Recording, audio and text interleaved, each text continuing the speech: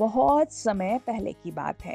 लंका का राजा रावण अपने ज्ञान, तप और बल के कारण पूरे ब्रह्मांड में प्रसिद्ध था। उसे इस बात का इतना घमंड था कि तीनों लोकों में उससे ज्यादा शक्तिशाली कोई भी नहीं है। एक दिन उसके मन में ये विचार आया कि मैं स्वयं जाकर शिव से मिलूंगा, देखो क्या वो भी मेरी शक्ति को स्वीकार करते हैं। अपने इसी अहंकार के साथ रावण पहुंचा कैलाश पर्वत, भगवान शिव का धाम। कैलाश उस वक्त बिल्कुल शांत था। हिमालय की बर्फ में भी तपस्या की अग्नि जल रही थी। लेकिन शिवलोक के द्वार पर खड़े थे नंदी। रावण ने ऊंचे स्वर में कहा, मैं लंका का राजा रावण हूँ, महादेव से मिलने आया हूँ, हट जा। नंदी ने शांत स्वर में कहा, महादेव से मिलने का मार्ग बल या अहंकार नहीं है, विनम्रता और भक्ति से जो है ये द्वार खुलता है।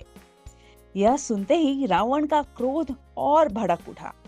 उसने नंदी का उपहास करते हुए कहा, तू एक साधारण पशु है, तू मुझे शिव से मिलने से रोकेगा। नंदी की आंखों में उस वक्त न क्रोध था न घमंड, केवल जो थी वो थी करुणा। उन्होंने कहा, जिसने शिव को समझा नहीं वो उनका वाहन भी नहीं समझ सकता। रावण ने क्रोध में आकर नंदी को श्राप दे दिया, कहा कि तेरे जैसे पशु की पूजा कोई नहीं करेगा। नंदी मुस्कुराए और बोले, तुम्हारा श्राप ही मेरा वरदान बनेगा। फिर नंदी ने रावण को श्राप दिया, कहा, जिस अहंकार के कारण तू शिव को भूल रहे हो वही अहंकार तुम्हारे विनाश का कारण बनेगा।